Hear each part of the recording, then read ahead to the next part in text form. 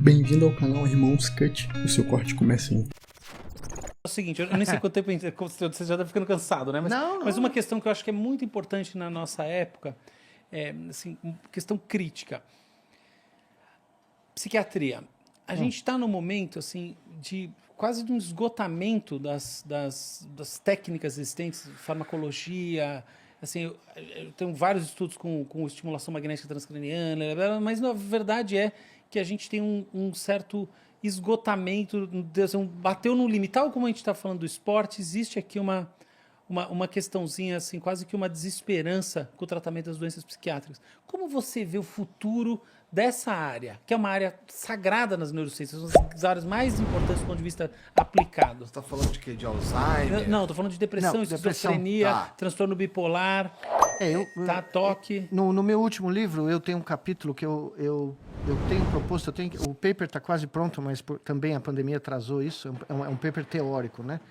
Onde eu tenho proposto que, por causa de um monte de estudos que nós fizemos em ratos transgênicos, em camundongos transgênicos, no nosso laboratório lá na Duke, de que... Como é que é um rato transgênico? É um que você mudou o genoma dele. Para ele ter uma doença, por exemplo. Você quer que o rato surja com uma coisa parecida com depressão? Tem modelos de Parkinson, tem modelos de Alzheimer, tem modelos de várias coisas, né? Tá. Não é idêntico à doença humana, mas é próximo, dá para você começar. Tá. Nós chegamos à conclusão, estudando vários modelos durante 12 anos, de que epilepsia focal é a via comum fisiopatológica de múltiplas doenças do cérebro. Epilepsia, eu pensei que você ia falar inflamação. Não, epilepsia. Porque o padrão é inflamação. Não, eu estou falando de...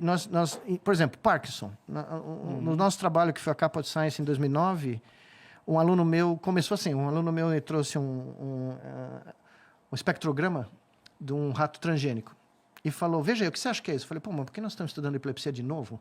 Nós tínhamos parado de fazer. Ele falou, não é epilepsia, isso é um rato parkinsoniano.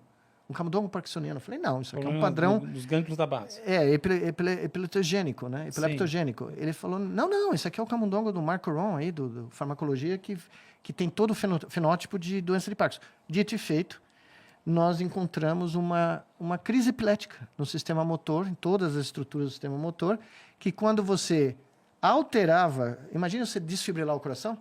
Nós criamos um desfibrilador do cérebro. E usamos a medula espinal para entregar o sinal desfibrilador. Em vez de pôr aqui, nós fizemos aqui atrás um chip que a gente pôs. Uma descarga elétrica. A descarga elétrica, a crise epilética ia embora, o ratinho saía andando. Antes ele era congelado, porque ele tinha um Parkinson terminal.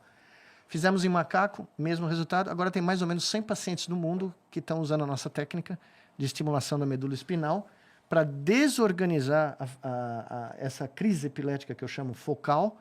E as pessoas que estão paralisadas começam a andar imediatamente. É uma cirurgia de 45 minutos, né? Só que aí nós começamos a fazer outros estudos com outros animais. Animais com mania, animais com depressão, teoricamente, né? Não é igual a gente, mas são modelos animais.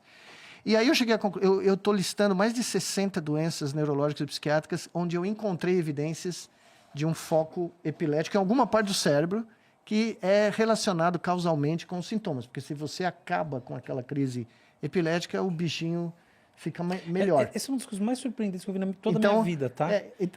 Mas meu lado cético está aqui coçando, mas eu tô achando muito interessante. Eu estou chamando... Eu não estou nem mais dividindo entre neurologia e psiquiatria. Nesse paper, é uma proposta de unificação das doenças do sistema nervoso central pelo mesmo mecanismo fisiopatológico. Então, não independe se é genético a causa, se é metabólico, se é trauma... A causa, o mecanismo final que leva inclusive Alzheimer, tá? Alzheimer, estou fazendo um estudo muito... É uma epilepsia. É uma epilepsia na fase aguda, onde você começa a ter o declínio explosivo de funções cognitivas, você tem focos epiléticos. Pera. Mas quem diz que isso não é uma propriedade emergente e a base é, por exemplo, num caso, a morte dos neurônios dopaminérgicos, no outro caso você pode ter... no outro caso... Você começa com a morte dos neurônios dopaminérgicos, mas o caminho... Transportador de serotonina claro, e assim a vai. A causa pode ser múltipla. E múltipla. a base toda é inflamatória. Ela é epileptogênica. Então, conta... Diferentes caminhos levam a uma crise epilética num território tridimensional do cérebro que gera os sintomas.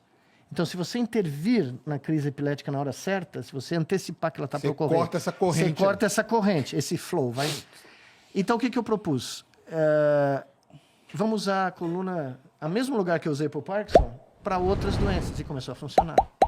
Então, o estudo de depressão crônica foi feito comparando... Não, tem DBS que estimula... Não, sim, mas a DBS você tem que ir lá dentro do tudo cérebro. bem, mas é que se estimular para depressão funciona, mas a questão é... Não, mas a diferença é muito importante, porque a medula aqui é uma parte que carrega informação tátil. Não tem nada a ver com Parkinson, nada. Só que são 1 milhão de fibras que vão para todos os lugares do cérebro. Então, é um highway, é uma via expressa que atinge qualquer lugar do cérebro.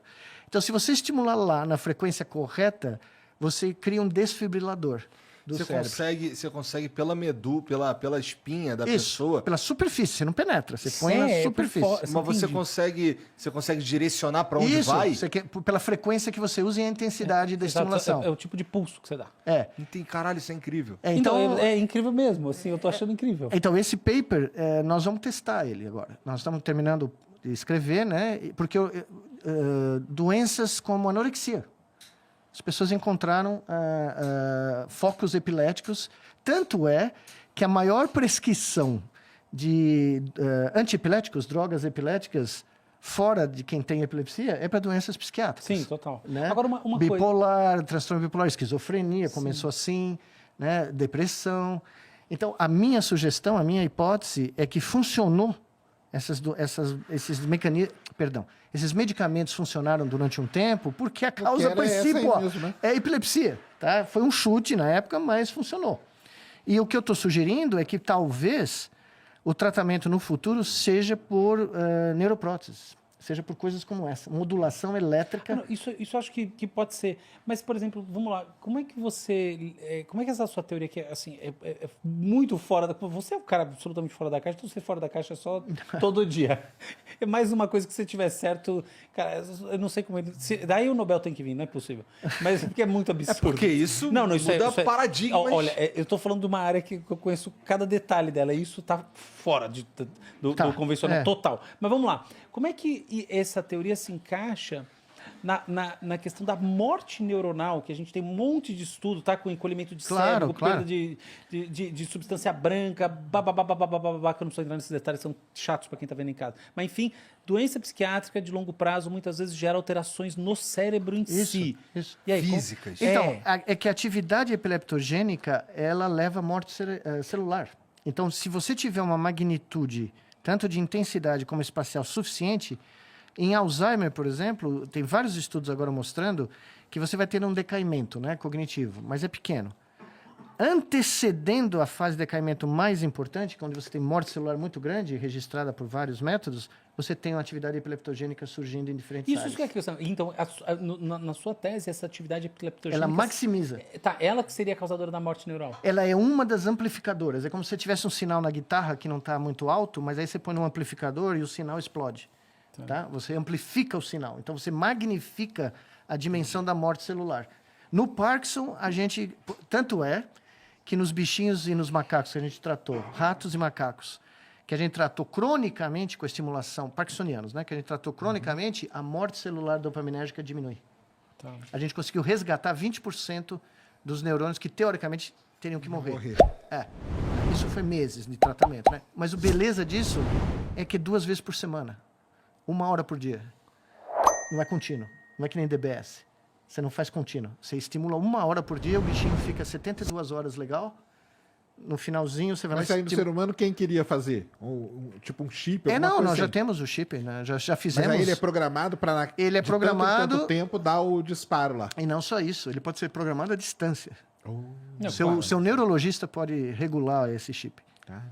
Se você estiver tendo sinais, né, que estão muito mais graves... Vou fazer uma pergunta super idiota. Não, imagina. Esse chip... Nenhuma pergunta. Esse chip, ele dispara... pulsos elétricos. Mas ele precisa ter uma bateria para isso? Isso, ele tem uma bateria. Entendi. Tem uma bateria, mas a bateria, como é intermitente a estimulação, não é contínua, a bateria dura muito tempo. E é subcutânea. A bateria não é profunda, então você substitui ela muito rapidamente. Entendi. Se você tiver certo, você não ganha o Nobel, eu não sei mais quem ganha. Não, o Palmeiras ganha do Tri da Libertadores, eu tô bem. Não quer nem o Mundial. Talvez é muito fora da caixa o que você está dizendo. Não, eu vou te contar outro segredo que minha mãe disse que eu nunca poderia contar na minha carreira. Eu dei 3 palestras no Comitê Nobel, né? Uma eu dei para os 3 comitês, que é o Simpósio Nobel Interface Ser Máquina. Eu abri o simpósio, eu fui de paletó, né? Eu não tenho gravata, mas de paletó eu fui. Senão minha dona Giselda, né, não matava. A segunda foi no Karolinska Institute, que é o Nobel Lecture, que também é um negócio assim mais, né, formal, tava todo mundo Tu lá. também foi de paletó? Eu pus o paletózinho, o mesmo, que é o único que eu tinha. Tá. Mas numa outra palestra do Karolinska Institute, que os estudantes me convidaram, Aí você foi de... eu fui com a camisa do Palmeiras. Né? Né? Então, dona Giselda nunca me perdoou, mas foi sensacional, porque a molecada, né, não entendeu nada, mas não tinha Crefisa. Então foi bem antes. Bem antes, Não levantou um corintiano lá e cadê o Mundial? cadê o Mundial? Não foi, não teve. Ah, muito bom. O pessoal é discreto na Suécia. Você fez o cara chutar a bola, o macaco comunicar, o Bremen, mas e o Mundial do Palmeiras? Se o imperador Abel Ferreira I me ouvir, a gente chega lá. Chega aí, ó. Tá vendo? Pro bi, né? Porque o primeiro já foi em 51.